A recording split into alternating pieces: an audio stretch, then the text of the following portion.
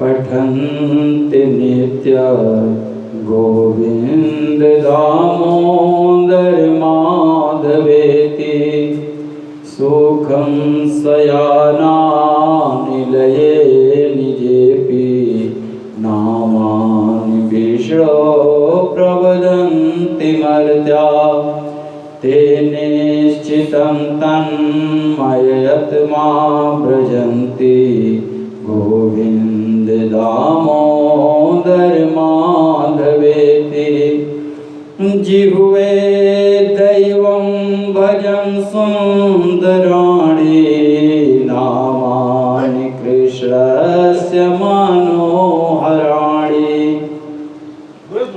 समस्त भक्तार्तिविनाशनानि गोविंद दामोदर माधवेति सुखावसाने इदमेव सारं दुःखावसाने इदमेव गेयं देहावसाने इदमेव जाप्यं गोविंद दामोदर माधवेति जिह्वे रसज्ञे मधुर प्रिया त्वं सत्यं हितं त्वां परमं वदामि आवर्णये त्वं मधुराक्षराणि गोविंद दामोदर माधवेति त्वमेव याचे मम देहि जिह्वे समागते दण्डधरे कृतान्ते वक्तव्यमेवं मधुरं सुभक्त्या गोविंद दामोदर माधवेति श्री कृष्ण राधा हरि गोकुलेश गोपाल गोवर्धननाथ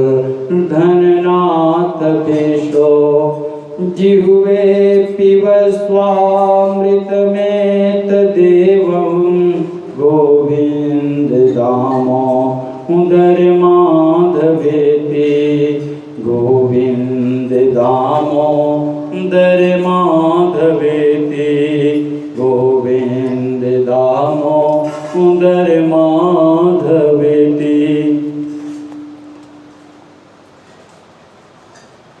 श्री गणेशाय नमः। ओम नमो भगवते वासुदेवाय नमः। श्री गुरुवे नमः। परम मंगलमय परात्पर अखिलेश्वर अकारण करुणा वरुणालय भक्तवांछित कल्पतरु तड़िकृत विनिंतित सकल संसार के प्रणीता श्री पीताम्बरधारी श्री बालकृष्ण लाल की वांगमयी प्रतिमूर्ति श्रीमद् भागवत महापुराण के आज तीसरे दिवस में प्रवेश कर रहे हैं। यहाँ पर उपस्थित सभी हमारे पाठकर्ता विद्वद्गण गुरुजन सभी मातृशक्ति एवं समस्त भागवत प्रेमी जनों के हृदय में विराजमान परमात्मा स्वरूप जनमानस को इस व्यासपीठ से एवं YouTube, फेसबुक के माध्यम से जो देश विदेश अन्यत्र जगहों से जो कथा श्रवण कर रहे हैं उनको मेरा और मेरे व्यासपीठ से सत सत नमन और जय श्री कृष्णा। मुख्य जजमान आज के हमारे भोला उपाध्याय जी सपत्नी बैठ करके पूरे परिवार के साथ कथा श्रवण करने का ये जो सौभाग्य प्राप्त हुआ है ये बड़े पूर्ण जन्मों के पुण्य का फल है जिससे कि पितर का आशीर्वाद प्राप्त हुआ है। जिससे कि आप सभी लोग इसका लाभ ले पा रहे हैं। परम गोविंद की ऐसे ही झांकी, ऐसे ही कृपा आप पूरे परिवार पे बनी रहे। इसी के साथ सभी लोग प्रेम से, भाव से बोलेंगे जय श्री कृष्ण, जय जय श्री राधे, हर हर महादेव। आइए, कल की कथा में हम लोग श्रवण किए थे सुखदेव जी राजा परीक्षित संवाद हुआ है, जिसमें राजा परीक्षित सुखदेव जी से पूछते हैं कि जल्दी मरने वाले व्यक्ति को क्या करना चाहिए, उनके मुक्ति का उपाय क्या है, यह प्रश्न था। उसी प्रश्न पे हम लोग विश्राम लिए थे। कल यही हुआ था ना, कल की कथा में। और आज उसके आगे 88,000 ऋषि जो सौनकादिक हैं, नैमिषारण्य में बैठ करके सूत जी महाराज से प्रश्न किए हैं। और 6 प्रश्नों में प्रथम प्रश्न यही था कि मानव के कल्याण के लिए, मानव के निमित्त कौन ऐसा कार्य किया जाए जिससे कि उनका कल्याण हो सके। और इधर परीक्षित जी पूछ रहे हैं कि जल्दी मरने वाले व्यक्ति को क्या करना चाहिए। आगे आइए, भगवान का 2 बार संकीर्तन भजन के माध्यम से,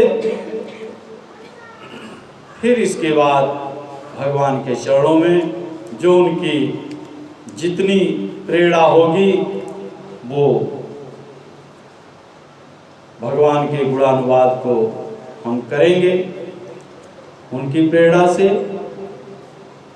तो कृष्ण गोविंद गोपाल गाते चलो, कृष्ण गोविंद गोपाल गाते चलो, मन को विषयों से हरदम हटाते चलो, मन के विषयों से हरदम मिटाते चलो।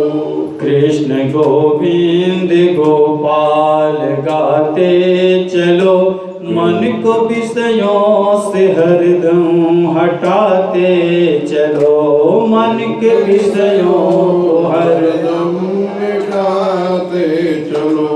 देखना इंद्रियों के न घोड़े बढ़े, देखना इंद्रियों के न घोड़े बढ़े, उनमें हरदम ये संयम के कोड़े पड़े, अपने रथ को सुमार्ग चलाते चलो, कृष्ण गोविंद गोपाल गाते चलो, मन के विषयों को हरदम हटाते चलो, काम करते चलो, नाम जपते चलो, हर समय कृष्ण का ध्यान करते चलो, हर समय कृष्ण का नाम करते चलो। काम की वासना को मिटाते चलो, कृष्ण गोविंद गोपाल गाते चलो, कृष्ण गोविंद गोपाल गाते चलो। दुख में तड़पो मति, सुख में फूलो मति, मुरली वाले को मन से रिझाते चलो, मुरली वाले को मन से रिझाते चलो, कृष्ण गोविंद गोपाल गाते चलो, कृष्ण गोविंद गोपाल गाते चलो। याद आएगी मुझको कभी ना कभी, याद आए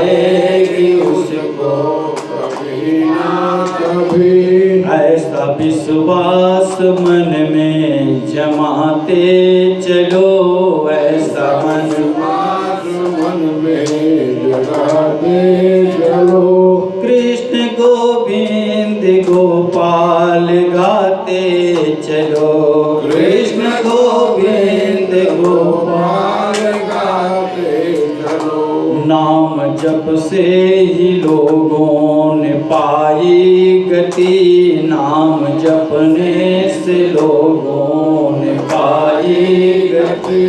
भक्त ने तो इसी से करी बीनती, भक्त ने तो करी बीनती। नाम धन का खजाना बढ़ाते चलो, नाम का खजाना बढ़ाते चलो। कृष्ण गोविंद गोपाल गाते चलो, मन के विषयों को हरदम हटाते चलो, मन के विषयों को हरदम हटाते चलो, मन के विषयों को हरदम हटाते चलो, मन के विषयों को हरदम हटाते चलो। बोले कृष्ण भगवान की जय, बाल कृष्ण भगवान की जय, अपने अपने माता पिता की जय, अपने अपने गुरुजनों की जय। हर हर महादेव। जैसा कि कल प्रश्न किए थे सुखदेव जी से राजा परीक्षित ने कि जल्दी मरने वाले व्यक्ति की मुक्ति का उपाय क्या है। सुखदेव जी बोले, पूरे समाज के कल्याण के लिए आपने ये प्रश्न किया है, जिससे पूरे समाज का कल्याण होगा। ये आपका प्रश्न नहीं है, बहुत अच्छा प्रश्न आपने किया है। परीक्षित सुनो,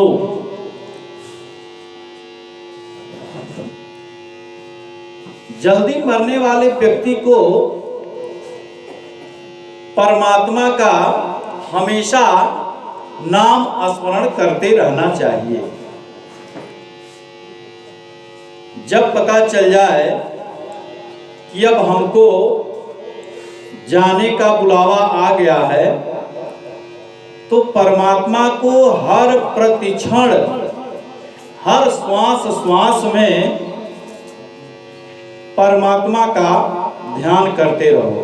सब काम करते रहो, लेकिन परमात्मा को याद करते रहो, परमात्मा का नाम जपते रहो। यही करना होगा। श्वास श्वास पर कृष्ण भजी, वृथा श्वास जन खोय, ना जाने या श्वास की आवन होय न होय। इसलिए प्रतिक्षण परमात्मा का नाम स्मरण करते रहो, तभी जन का कल्याण होगा। वैसे तो कलयुग में आयु बहुत कम हो गई है मनुष्यों की, लेकिन उस आयु में भी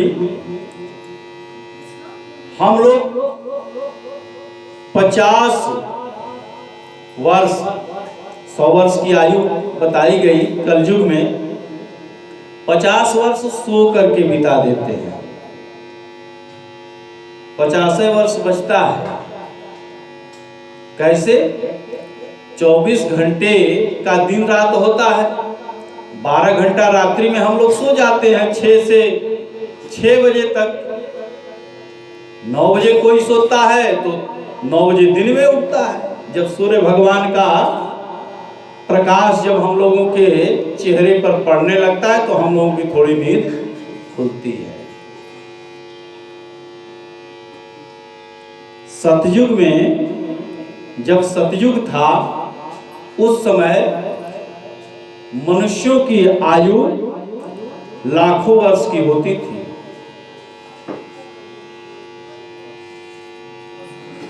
सतयुग की आयु लाखों वर्षों की होती थी, अर्थात 17,28,000 वर्ष का सतयुग की आयु थी। उसमें लाखों वर्ष व्यक्ति जीवित रहता था। इतना ही नहीं, सतयुग में लोगों की लंबाई 33 फुट की थी, ऐसा भागवत में वर्णन आया है। अपने से मैं नहीं बता रहा हूं, 33 फुट के लोग होते थे, 32-33 फुट के, माने 3 तल्ला की लंबाई। 10 फुट पे अगर पार्टीशन है 11 फुट पे, तो 11 या 33, 3 तल्ला इतना। अब कितना बड़ी भुजाएं और कितने विशाल होते होंगे, ये आप आंकड़ा लगा सकते हैं। त्रेता की आयु, त्रेता में 12,96,000 वर्ष की आयु है। द्वापर की आयु 8,64,000 वर्ष की हुई है। और कलयुग में आयु 4,20,000 वर्ष की है कलयुग की, जिसमें कि कलयुग में अभी ये प्रथम चरण चल रहा है। जब संकल्प बोला जाता है विष्णु श्रीमद्भगवतो महापुरुष अद्य श्री श्वेतवाराह कल्पे वैवस्वस्मन्वन्तरे अष्टाविंशतमे युगे कल प्रथम चरणे, कली प्रथम चरणे, अभी प्रथम चरण है, 4 चरण है, इसके 4 पैर है कलयुग का, ये प्रथम चरण अभी उसका है। तो सतयुग में 1,00,000 वर्ष की आयु होती थी व्यक्ति की। त्रेता में 1 जीरो कम हो गया, त्रेता में 1 जीरो कम हो गया, अर्थात 10,000 वर्ष हो गया। 1 जीरो कम करेंगे तो 10,000 वर्ष त्रेता में लोग जीते थे। द्वापर में 1 जीरो और कम हो गया, 1,000 वर्ष लोग जीते थे। रामचंद्र जी 1,25,000 आयु नहीं, हाँ, वो उन्होंने 1,25,000 वर्ष तक उनकी आयु थी, वो जीवित रहे। और द्वापर में कृष्ण 125 वर्ष तक केवल जीवित रहे, नहीं 13.5 वर्ष तक राज्य किया है। कोई महापुरुषों से हमने सुना है कि 11 वर्ष तक उन्होंने राज्य किया, 11,000 वर्ष तक, 13,000 वर्ष तक उन्होंने राज्य किया था राम। और कृष्ण जो है 125 वर्ष तक राज्य किए। और इसके बाद अब इस समय कलयुग में 100 वर्ष की आयु हुई, और 100 वर्ष की आयु में भी द्वापर में 11 फुट के कृष्ण थे, और भी लोगों की आयु लंबाई 11 फुट की थी। और कलयुग में बिरला कोई 6 फुट 6.5 फुट होगा, कोई दिख जाएगा, लंबे कोई 1-2 अंग्रेज आ जाते हैं। एक बार दुर्गा पूजा देखने गए थे, उसी में एक आया, हम उसके कमर इतना तक आ पाए, इतना लंबा था वो, अंग्रेज एक था, बाहर से आया था, लंबा था। कोई बिरला लंबा मिल जाता है। अब तो 5:30 पौने 6 में समापन। ये आयु हम लोगों की और लंबाई भी कम हो गई।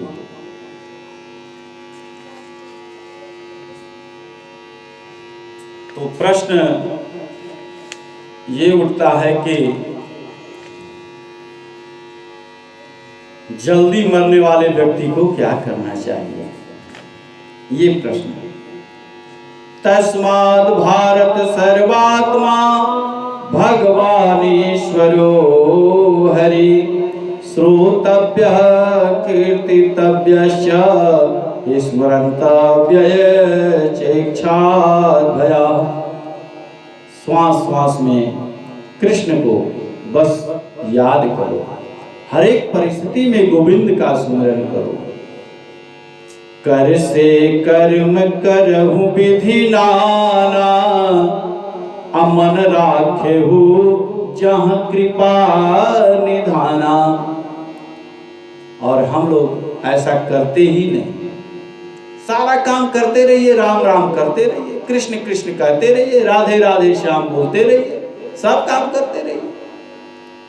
तो अगर हम लोगों का प्राणांत भी होगा, श्वास भी छूटेगी, तो परम गति प्राप्त होगी। फिर हम लोगों को जन्म नहीं लेना पड़ेगा। और जिसको जन्म लेना है, बार बार 84 लाख योनियों में भटकना है, घूमना है, वो भगवान का स्मरण न करे, खाए पिए सोए, खाए पिए सोए, बस और कुछ करने की आवश्यकता नहीं है। मरना तो पड़ेगा ही, चाहे ऐसे मरो चाहे वैसे मरो। तो बार बार मरने से अच्छा है पुनरपि जन्मम पुनरपि मरणम। बार बार जन्म मरण के चक्कर से अगर मुक्ति पाना है तो हरि नाम का स्मरण करना ही करना पड़ेगा।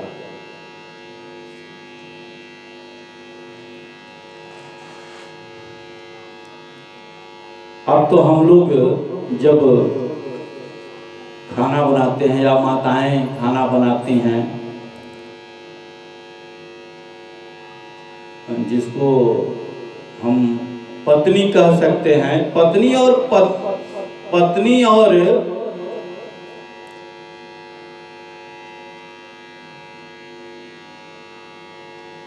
और जो है, क्या कल जो है प्रश्न आया था,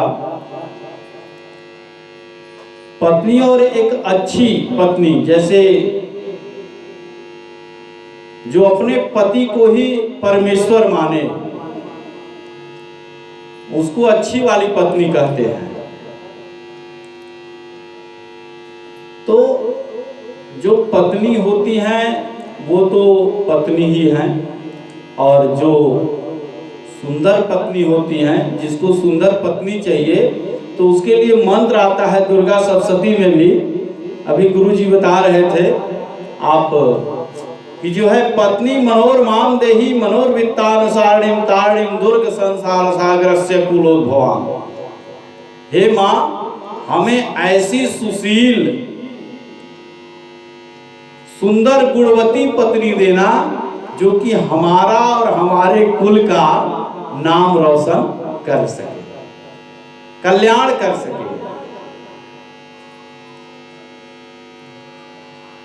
क्योंकि पत्नी तो पतन की ओर ले जाती है, पत्नी जो होती है वो पतन की ओर ले जाती है। लेकिन जो सुंदर पत्नी होती है, जिसका तव चित्तम मम चित्त वाचा वाचम न लोपे, जिसका परमात्मा ने संग दे दिया और परमात्मा की जोड़ी से जो मिल करके आए, उनके नाम में भी भेद नहीं होता है। जैसे जितने अक्षर के उनके नाम होंगे, उनके भी उतने नाम के होंगे। समझिए गुण कायदे से मिल रहा है, ऐसा एक अनुमान है कि वो गुण मिल ही जाता है। जैसे राम को सीता मिली, राधा कृष्ण, रुक्मिणी कृष्ण, तो ऐसे नाम का भी बड़ा प्रभाव पड़ा। नाम भी वो परमात्मा की ही कृपा से, और पत्नी भी परमात्मा की कृपा से ही सुशील बढ़िया पत्नी मिलती है।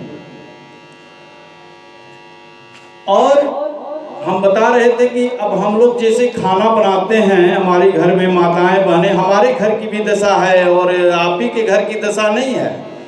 वो टीवी वगैरह तो सामने ही होना चाहिए, वो उसमें सब सीरियल चलता रहेगा और खाना बनता रहेगा। पता लगा कि एक तरफ का आलू जल गया, देखने में केवल सब्जी एक तरफ गायब। अब जो सब्जी जल गई तो फिर वो स्वाद कहाँ आएगा। इसलिए अगर आप खाना बनाना है, प्रसाद बनाना है, भोजन बनाना है, तो भगवान का नाम लो, सब्जी चलाओ, राधे श्याम राधे श्याम राधे श्याम राधे श्याम राधे, उसमें राधा श्याम का आशीर्वाद आ जाएगा। सीताराम सीताराम कह करके दाल चलाइए कलछुल से, उसमें सचमुच प्रसाद का स्वाद आएगा।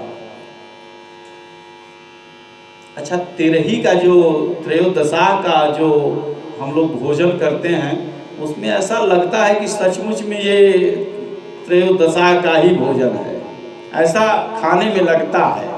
और वही भंडारे का, यज्ञ का, प्रसाद में अंतर हो जाता है, क्योंकि मन बुद्धि उसी हिसाब की बन जाती है कि इस तरह का ये अन्न है, ऐसा महसूस होता है। हमको तो होता है, पता नहीं आप लोगों को होता है कि नहीं, लेकिन ऐसा महसूस होता है। अगर भगवान को भोग लगा करके खाते हैं, प्रसाद लेकर के खाते हैं, तो उसका एक अलग स्वाद आएगा। तुलसी दल डालो, भगवान को अर्पित करो और पा जाओ, आनंद आ जाएगा, प्रभु का आशीर्वाद। और इस प्रकार से भगवान का कहने का मतलब हमारा ये था कि भगवान का हर परिस्थिति में नाम लेना जरूरी है।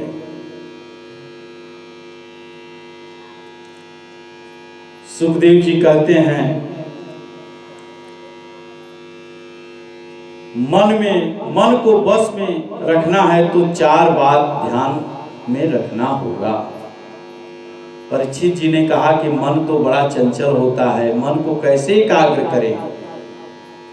ध्यान ही नहीं लगेगा तो परमात्मा का कीर्तन कैसे होगा, परमात्मा का भजन कैसे होगा? उन्होंने बताया, 4 बातें बताई जिससे कि आप ध्यान करके परमात्मा को प्राप्त कर सकते हैं। कह रहे हैं, जितासनो जितत श्वासो जीत संगो जितेंद्रिय स्थूले भागवतो रूपे मन संधारे धीयता। पहले जितासन इसलिए किया गया कि देर तक बैठने की आदत डालो। जैसे कि हमारे गुरुजी जो बैठे हैं, आप एकदम समझिए सिद्ध हैं, बैठने के माने में तो हम कमजोर पड़ जाएंगे। कितने लोग कमजोर पड़ जाएंगे। लेकिन अभी चर्चा हो रही थी तो पता चला कि आप बैठ गए तो बैठ गए। अगर सुबह से शाम तक भी बैठा दिया जाए तो कोई दिक्कत नहीं है, क्योंकि जितासन जो अपने आसन को जीत लिया, समझिए वही तो जप कर सकता है, तप कर सकता है, पाठ कर सकता है, पूजन कर सकता है। एक पंडित जी थे, पंडित जी से हमने कहा आप चलेंगे भागवत में? बोले कि हाँ चलेंगे। तो क्या करना है? पाठ करना है, जप करना है और पूजन कराना है। बोले बैठना है, बैठने के लिए मत कहिएगा हमको, क्योंकि हम बैठ नहीं पाते हैं, हम खड़ा खड़ा सब कर देंगे। हम कि तब आप दूर हो जाइए, आपकी कोई आवश्यकता नहीं है, क्योंकि बैठ करके पूजन किया जाता है, बैठ करके जप किया जाता है, बैठ करके पाठ किया जाता है। खड़ा खड़ा कौन सा पाठ होगा? तो इसलिए क्योंकि उनका आदत नहीं है बैठने का। कितने लोगों को बैठने की आदत नहीं है, क्योंकि बैठते ही नहीं तो बैठने की आदत कहां से होगी? तो भगवान के सानिध्य में बैठने का आदत बनाइए, धीरे धीरे 10 मिनट, 20 मिनट, 25 मिनट, आधे घंटे, 45 मिनट। अब जब अंत समय आ रहा है धीरे धीरे, तो बैठ करके पहले से ही आदत बनाए रहेंगे तो बैठ करके भगवान का नाम जप कर सकते हैं। जब एकदम असहाय हो जाए तो सो करके भी जप करिए। जब हर श्वास में याद रहेगा तो वही श्वास श्वास में परमात्मा का ध्यान आता रहेगा, उसमें कोई त्रुटि नहीं होगी। जिसको अजपा जप भी कहते हैं। अगर राम राम राम राम राम राम राम राम राम करते रहे, आप चलते रहेंगे तब भी राम राम चलता रहेगा, सो जाएंगे तब भी राम राम राम राम श्वास श्वास में वो चलता रहेगा। ऐसा ये जप जो है, संत महात्मा जो है हमारे इस धरती पर देखते हैं हमेशा माला लिए रहते हैं। आपसे बात भी करेंगे, सीताराम सीताराम सीताराम सीताराम चल रहा है, फिर भी आपसे बात भी करेंगे, सब करेंगे, लेकिन सीताराम उनका चल रहा है, क्योंकि उनको ये हैबिट हो चुका है। तो आदत जिस चीज की पड़ जाएगी भगवान का, तो वो चलता रहेगा, कोई उसमें त्रुटि हो नहीं सकती। आप सो जाएंगे तब भी श्वास में वही परमात्मा का नाम चलता रहेगा। तो जितासनो, अपने आसन को जीतो। जब बैठने आ जाएगा तो जितत श्वासो, तब श्वास को जीतना पड़ेगा। श्वास को जीतने का मतलब ये प्राणायाम, जैसे अगर आप करते हैं, सूर्य नमस्कार करते हैं, एक नाक बंद करते हैं, थोड़ा देर सांस रोकते हैं, फिर दूसरे नाक से छोड़ते हैं। ये क्रिया अगर बार बार करते हैं और जब सांस रोकने की हैबिट हो जाएगी तो आपकी आयु बढ़ जाएगी। जितना कम श्वास लेंगे उतना लंबी आयु आपकी आयु होगी। पहले के लोग अच्छे अच्छे खाते थे, पीते थे और तंदुरुस्त रहते थे।